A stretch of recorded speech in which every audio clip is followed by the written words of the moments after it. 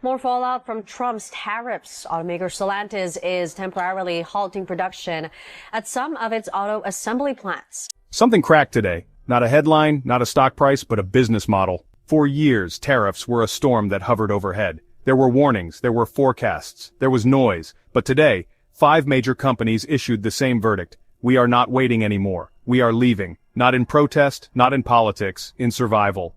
As of May the 27th of the year 2025, the cost of staying in the United States has surpassed the cost of leaving for some of the country's biggest brands.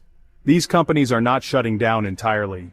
They are not disappearing, but they are changing course, scaling back, rerouting, relocating, escaping the gravity of trade war economics that has turned America's biggest marketplace into a risk zone. The first of the 5 is Stellantis, the global automaker behind Chrysler, Jeep, Ram, and Dodge. This morning, Stellantis confirmed it would lay off over 900 workers and temporarily idle multiple production lines in both the United States and Mexico.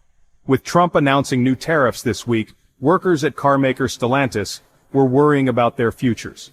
The company announced Thursday it is temporarily laying off 900 workers at 5 U.S. plants. The company's statement was direct. The new 25% tariff on foreign-built vehicles has made its North American production model unsustainable. Nearly half of Stellantis vehicles sold in the U.S. are imported from overseas, with the base import tariff now 10% and certain categories hitting 25%. What we're going to be doing is a 25% tariff on all cars that are not made in the United States.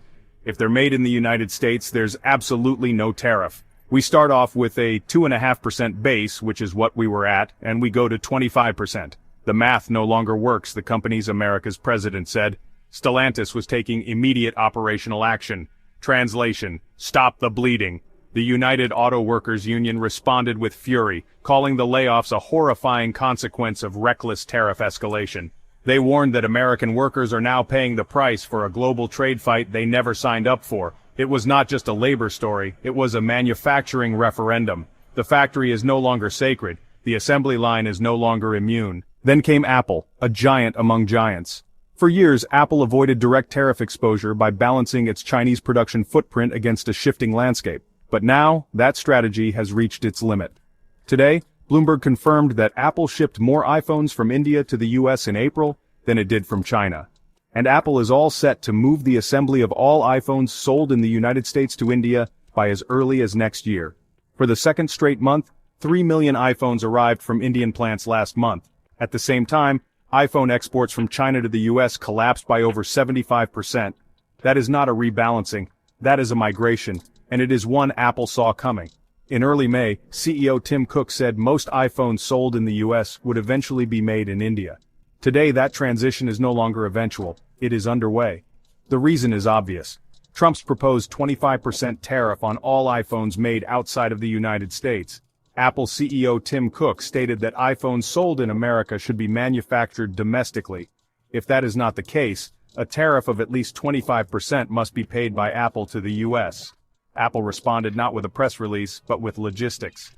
Factories in Chennai now handle what Shenzhen used to.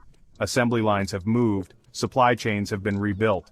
The cost of staying in China and importing into the US has become too volatile, so Apple is walking. Next, the digital retail revolution took a hit. 2 of the fastest growing e-commerce giants, Shein and Toho, announced major changes to their US operations. The reason? A devastating change in trade rules. The US government officially ended the de minimis exemption for packages under $800. That policy allowed low-value goods shipped directly to American customers from China to avoid tariffs. Now, every package faces full duties, up to 145%.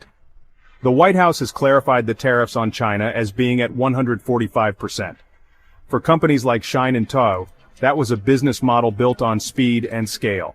They shipped directly from Chinese factories to American doorsteps, bypassing U.S. warehouses and taxes. That loophole is now closed. Shein responded by warning customers that some product prices may rise, even as it tried to absorb costs internally. Toho shifted strategy entirely. It restructured logistics to focus only on products already stored in U.S. warehouses, promising no import charges for those items. But behind the scenes, both companies have slashed U.S. advertising budgets and paused new campaign launches. Smaller overseas brands have gone further. UK beauty brands Space NK and Canadian lingerie startup Understance have stopped US shipments altogether. For now, Shine and Toy remain operational, but their US growth engines have stalled. The tariff wall has closed the path they used to dominate. In the consumer products sector, MGA Entertainment, best known for Bratz dolls and LOL surprise toys, announced it is moving nearly half of its production out of China. The California-based company is not waiting for the next tariff hike. It has already started relocating manufacturing to India, Vietnam, and Indonesia. According to a spokesperson, 40% of MGA's toy production will be relocated within the next 6 months. Why? Because China-made toys are now too expensive to import under Trump's tariffs. This is not a marginal move. MGA's toys line the shelves at Walmart, Target, and Amazon. They are mass-market staples, and now they will come from different countries if they come at all. For parents, that means some toys may become more expensive, others may become harder to find. For Walmart and Target, it means recalibrating entire inventory categories in time for the holiday season. For competitors, it is a signal tariff avoidance is no longer a theory, it is a necessity. And in the industrial sector, Alcoa, the American aluminum powerhouse, joined the list today. Executives confirmed they would begin rerouting Canadian aluminum shipments away from the United States, sending them to Europe instead. Normally, Alcoa's Canadian smelters feed U.S. demand, but new import taxes on Canadian metals have made that strategy unprofitable. So, Alcoa is pivoting. More aluminum will now go to the European Union, where trade terms are more stable.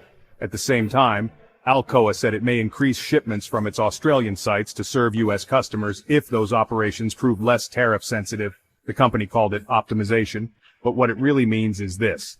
Canada to U.S. supply is no longer the default. Alcoa, like others, is rewriting its map, and it is doing so to survive. 5 companies, 5 sectors, 5 shifts, and 1 root cause tariffs. What was once seen as leverage has now become a liability. These are not political statements. These are balance sheet decisions. Each move is grounded in costs, forecasts, and market access. Companies are not asking what the president meant. They are asking what the next round of tariffs will cost and where they can go to avoid them. In this climate, the most valuable commodity is stability, and that is what the U.S. market no longer offers. The threat of sudden tariff escalation, unpredictable exemptions, and political volatility has made long-term planning nearly impossible. For consumers, the consequences are everywhere, but not always obvious.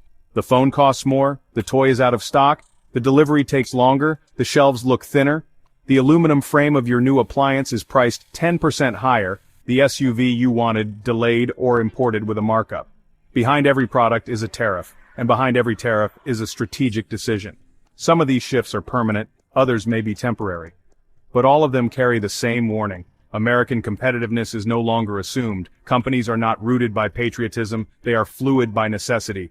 And when trade policies turn punitive, they adapt, they leave, they recalculate.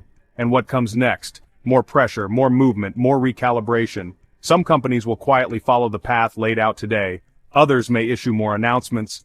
Factories will close, warehouses will reroute, retailers will adjust prices again. And all of it will be called optimization. But make no mistake, this is the beginning of a long goodbye. What we witness today is not the end. It is the start of something bigger. A new era where doing business in the United States means navigating a tariff minefield that changes week by week. A new equation where cost trumps loyalty. A new question asked behind every executive door, is it still worth it?